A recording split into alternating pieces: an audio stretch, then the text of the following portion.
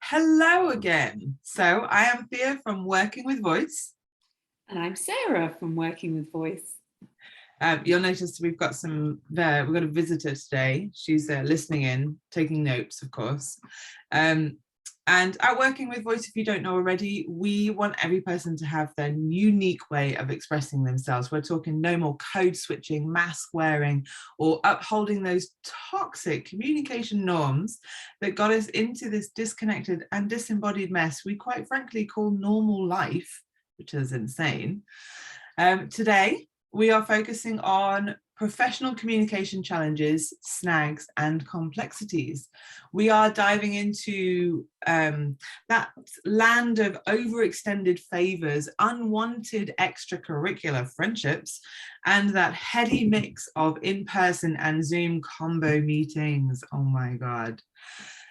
So we asked what you wanted to know, and that's what you said you wanted help with in your communication in your professional world today.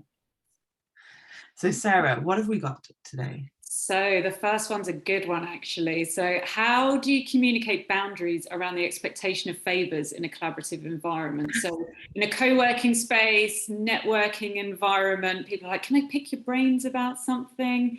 How do you stop that turning into like paid amounts of, like something that you should be charging for, but you're not? Oh my God, I have experienced that so many times, having been in co-working spaces for years, which I absolutely loved. But yeah, it definitely came up a bunch of times. And actually, a client even recently brought this exact challenge, and he was saying that they were constantly arranging meetings and gatherings outside of his normal work hours. So he was then being expected to just like, well, maybe you could just turn up for that meeting because it's good for everyone else. So like that whole thing of just, also comes down to your time, right? Really respecting your time. Okay, I think I have to let the cat out. Let the cat out of the bag. Someone let the cat out the bag. There she goes. She's like, I've got communication down. I don't need this stuff. Okay, so the major pitfall here, genuinely, the starting block, if you like, is not clarifying their expectations of what they're wanting to get from you. Because it might be that you could deal with this thing in a 10-minute coffee chat. That actually sitting down and having that chat and sharing those tips would be relationship building and useful for you. No worries. So sometimes it's all right to share advice and build relationships and nurture dynamics, right? However, there is a boundary here. And it is also about teaching people to see you as a professional skill set that would be paid for. So it's not just about time, it's also about relationship management at the end of the day. So yes, a great place to start before going like, yeah, sure, is, can you give me a sense of what you would like to discuss so I know how much time we might need? And that is like, that's such a useful question to find out whether you could answer this in a quick, like it's a super quick, easy thing for you. It's really complex for them. It's really like muddy because they're in a bit of overwhelm about it. But for you, it's like, oh my God, just try this. Boom. Perfect. Job done. They feel relieved. It's all over in 10, 15 minutes. It's fine, even less sometimes. However, if you get a sense that this might be actually quite a complex thing, you might have to get loads more detail before you would know how to support them, that you might be there for half an hour, 45 minutes, an hour and a half, right? And once you've started, how do you get out of it? Because you get to a certain point where it would be rude and weird to leave them hanging once you've opened that can of worms. So first, check how many worms are in the can. How long is it going to take? And so you could, if you get a sense that it's a big question, that it's going to need a lot of time, you could try saying something like, I would usually address this sort of thing in a paid consultation. However, I do have some resources that might help. that I can send you. And I'd be happy to chat for 15 minutes or so. What would you prefer to do? So you've gone like, here's my boundary, make a choice. Yeah, great. And then you haven't been rude. You've allowed them to choose what they want to do. Do they want to pay you for, is it important enough for them to pay you for your time and your skill? Or are they like, I'm going to downgrade the emergency and I'm going to take the free resource and the 15-minute chat and see how I go. Brilliant. Right? So hopefully that's going to be just the thing that helps in those sorts of situations. They are super common in our shared working environments where we're not in the same company, we're all different skill sets, like you say, the networking and co-working spaces. I've had it so many times. But yeah, being really clear with your boundaries, but being generous with a willingness to help is very relationship nurturing. Boundaries, love it. Okay, so the next one is, how do you say we're just work friends without actually saying we're just work friends, which my sister actually did a few years back. And we still kind of laugh about it because she was just, I was like, that was rude. A girl that she worked with invited her out for dinner on the week and was like, oh, you know, we should do dinner sometime. And my sister was like, oh, no, we're just work friends. But yeah, it didn't land well and probably was quite hurtful, I imagine, to be on the receiving end of that. Oh, I can just feel the awkwardness of that, like crunching my bones. Ooh. You know what, where none of us are really impervious to feeling rejected. And the pitfall here is when the person is left feeling really rejected or really stupid for having assumed that you might want to be friends. It's the worst feeling. It like comes right back into stuff at school, rejection in relationships. It's like it's being dumped. It's like it's so it attaches so much to so much other stuff, a feeling of rejection so quickly, and can be much deeper than that particular situation. And it's not that you're responsible for people's emotions, but you can be kind. And ultimately it comes down to being clear and kind, because clear is kind. And so the other reason why you might want to be clear and kind is because, quite frankly, you're going to have to see them tomorrow and the day after and the day after that and every 5 days for the next 5 years. You know, it's like you're going to see each other all the time. So even if it's just self-preservation, don't create more awkwardness and potential bitterness in an environment that you have to share all the time. So aim to preserve a healthy dynamic just so that you can coexist. If that's the bare minimum, let that be your starting point. Right? But ideally, you're just wanting to make sure that they feel respected, they feel seen and heard, but it's not a good fit for you. Yeah. Okay, so yes, if you're aiming to be clear and kind, you could try one of these two things. And you could say something like, thanks for inviting me. My life is already pretty full, so weekends aren't really an option for me, but I'd be happy to do something after work sometimes. So what you've done is you've said like, weekends no, after work sometimes. Yeah. Right? So you've put in some caveats there that help manage the expectations of your availability and willingness to be work friends and a little bit more perhaps. However, you might want to go a little bit further and say something like, I prefer to keep my work and home life quite separate. For me, that's really important. Let's have lunch together sometime. So you've boundaried it completely within the work time. You've also said that your work and home life it works best for you when they are kept quite separate. You don't have to say why. It's just something that's important for you. And if they can't respect that, then you also have some of your answer. that you definitely don't want to be more than work friends. But that's quite nice because it's very boundaried. I'm sure most people could get through a lunch work time engagement occasion, like even just once, even if you only do it once, then you're like, you don't ever do it again. But what you have done is you've preserved a healthy relationship overall. Yeah, brilliant. You've been clear and you've been kind. Yeah. Great. Cool.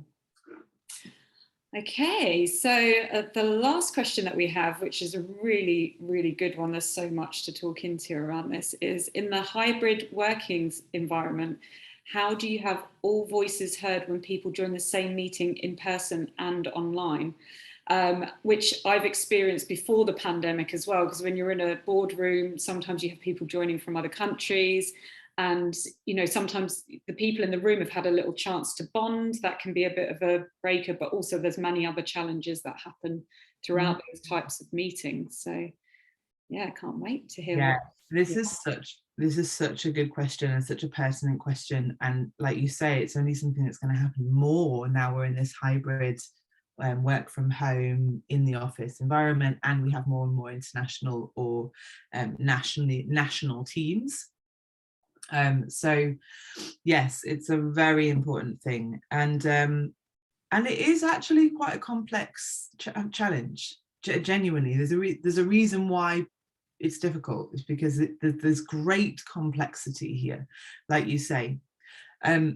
It's actually inspired us to want to create more of a extended resource around this. So we will start working on that for you and get that up so that you can download it. But in the meantime, I wanted to give you some things to work with to get you started. So the pitfall here is assuming that everybody knows how to behave in this complexity, that the normal meeting rules will suffice. And the truth is, they really, really won't. You have essentially two different sets of meeting behavior rules clashing, and they're not very compatible. So things that work well in the in-person environment is quite quick switching over from one person to the other, being able to excuse me, move around the room very easily, and people can interject. There's also eye contact being used, the body being used a lot more holistically in the environment. All of that is kind of missing from the virtual world. The virtual world has taken out most of our body. The acoustic function of virtual calls means that if two people speak at the same time, one of them will ultimately be cancelled out of the feed, so that it's prioritizing clarity of one audio feed at any given time. So that sort of even camaraderie, sort of yeah, totally, exactly, that can work really well in an in-person. So it's coming from enthusiasm rather than the rudeness of cutting over somebody, just doesn't work in the virtual context. So as you can see, there's already some really relational complexity and logistical challenges that you need to overcome. So those are some of the pitfalls. The assumption that the usual rules for either the way you've been doing your virtual meetings for the last 2 years will work for the now in-person people, or that the in-person rules that you normally function with will just seamlessly translate into including virtual members of the meeting. So yes, that's the biggest pitfall. And the other pitfall is not a lack of clear facilitation. So because of the complexity, you really want somebody to be nuancing and bridging the two worlds constantly. So clear facilitation becomes actually essential.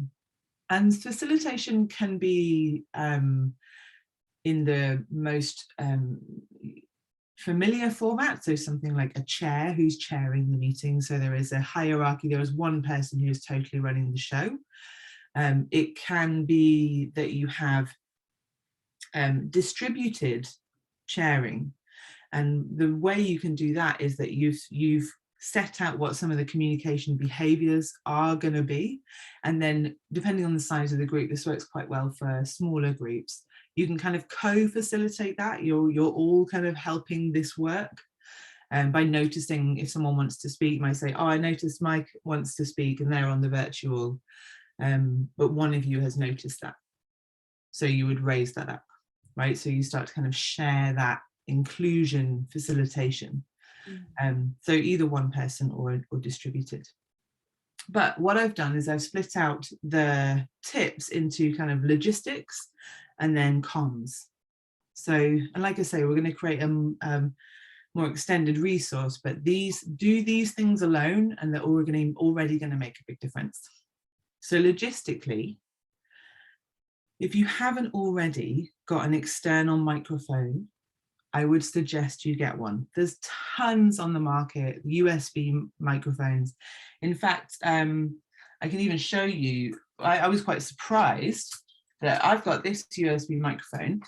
Doesn't that look fancy? Right? This is a USB microphone. Wow, looks heavy duty. Quite heavy. So that's the kind of quality that you can get now, and that was that might have cost me about 60 to 80 quid, and with the stand and all of that. It's USB plug-in, it's literally plug and play. I don't have to even upload any drivers or anything like the olden days. It's plug and play. So having a microphone means that you can then extend the acoustic function of the virtual call into the middle of the space. So it'll have a long lead on it. You can now have the computer somewhere where everyone can see it, but the microphone is now in between the middle of all the people who are in the room. So now you've kind of split the visual and the audio so that everyone can see the visual, but nobody is closer or further away from the mic. This is massive. It's a massively important function. I'd say it's probably the most important function that you can do logistically. The reason being that when it's just a computer, some people will automatically be sat nearer or further away from the computer where the microphone is. And that means that from a remote perspective, you've got some people showing up really loud because they're really close to the microphone, and then other people are like really mumbly and far away. And so even with headphones on or what have you, you're managing this really stressful acoustic dynamic. And it actually really makes it hard to concentrate, and it's exhausting. It's genuinely exhausting to be on the receiving end of. So first thing is stabilize the acoustics so that, generally speaking, people are going to be at roughly the same sort of volume most of the time. Massive.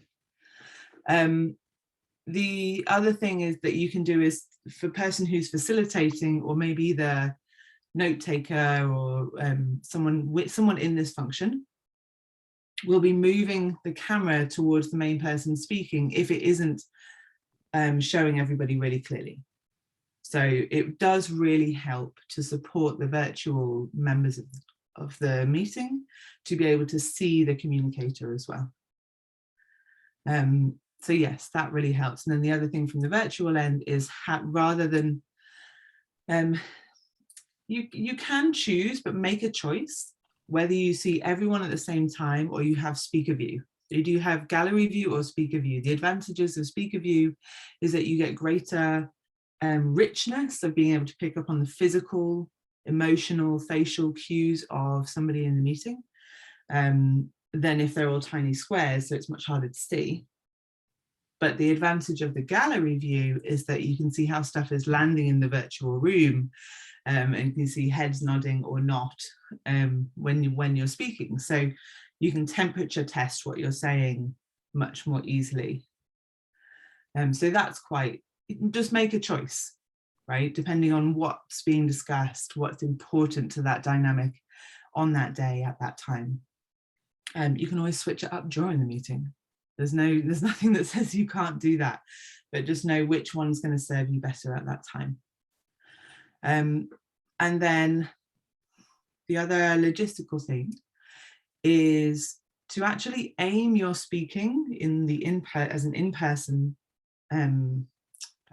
person, as an in-person person, aim your speaking towards the microphone. The room's going to hear you anyway, and if you're aiming your speaking towards the microphone, it already makes you a clearer communicator. So this kind of bridges me into some of the communication things that you can do that really help. By aiming your speaking to the microphone, also aim to speak more slowly than usual. The reason being that microphone virtual audio goes in and out a little bit. Sometimes if there's a little bit of background noise, like a truck going past outside, or someone opening and closing the door, or maybe someone shuffling their chair, it will cut the audio as well. So there's loads of reasons why the audio might be slightly broken, even on a good day, right? So by speaking more slowly, you make it more easy for them to pick up the whole of what you're saying. And we're talking about the speed that I'm speaking now, which is, it's a steady pace. I'm not rushing, but I'm also not speaking to you like an idiot, assuming that I have to be extra careful, which just feels really weird, but just take a little bit more care over the delivery of what you're saying, because you're aiming for everybody to be able to hear you, right? The other thing is very clear turn taking. So when you've got a virtual and an in-person combo, it's really important to not talk over each other, because the virtual functionality just can't deal with that, and you lose huge amounts of clarity, and frustration will just spike. And also that feeling of the people on the virtual end will kind of detach a bit, because they're just not able to really hear. So on some level they can kind of stop listening altogether, because it's like, it's too hard, what's the point? So you actually lose the virtual people when that starts to happen. And then the other thing is to make real efforts for the turn taking to move between the virtual and the in-person world regularly, so that they know that if they put their hand up, virtual hand, or what's the signal here, someone's going to pick that up and they're going to be brought in, right? Which is why facilitation, hopefully you're starting to see why facilitation is kind of essential. Clear facilitation is essential. Someone needs to be watching the virtual room for people who want to contribute. There needs to be really clear rules on how do you contribute? What's the signal? Are we doing this? Have we just predetermined who's going to speak in what order? Like, that's really, when can I ask a question? Do we ask questions at the end of each section? Do we ask questions at the end of the whole meeting? Can we interrupt with questions by putting our hand up, or however you're choosing to do that? So that's the facilitation addition to a meeting, where you would normally have had, if you're in person, you can kind of just lean forward and say something sometimes. You can get away with that in a meeting in person, but you just can't when you're doing hybrid, because nobody can see all of those nuances. You have to have more overt rules, communication rules, as to how you do some of the functions of coming in at different times. You've got something to contribute, you've got an issue with this, you want to actually, it's bringing it, there's something really important that needs to be added here before we can progress, so make sure everybody knows what those rules are before you start, and how they function on the virtual and how they function in the room, and everybody knows. Absolute clarity. So yeah, those are the main things. You've got some logistical pieces that will hugely support the inclusion of everybody, which is what you're trying to do. And then some little comms pieces that will also really, really help. Yeah. Brilliant. And I can imagine that, you know, having that really clear facilitation and outline of, you know, these are the rules at the beginning will actually contribute to a much more efficient meeting as well, because you know how these things can turn into, you know, big long things with no real outcomes. So yeah. Way more efficient. And, you know, most meetings run on presumed rules of how meetings work. It's quite rare that you'll have somebody who will kind of lay out what the functions are of wanting to ask questions, when can we do questions. They're quite basic things, but honestly they're rarely actually set out at the top. And actually most people are coming with some version of that, right? But it's like you've all bought the same clothes, but you've all put them together differently. Yeah, yeah. And so, yeah, not presuming that everybody's on the same sheet and actually being explicit increases efficiency and flow of a meeting like you would not believe. Like, treat yourself. Treat each other to clarity on how you're going to function as a group for this next hour, half an hour, 2 hours together. Right? That's it. Can't wait to get the resource out. Yeah, I'm really looking forward to creating it. It's such a good question. I'm so grateful that it was asked, actually. And yeah, I mean, I don't think there's many of us now who haven't experienced the challenge of a hybrid meeting. Yeah, it is complex, it is challenging, it does require some care, definitely. Yeah, so those are all our questions for today, I think. Is that it? Yeah, that's it. Great. Yeah, they're really, really good. Such good questions, and keep sending them in and we will keep making videos for you. So yes, enjoy having your communication challenges and questions answered. If it doesn't feel like it's something we can answer on here, we'll let you know.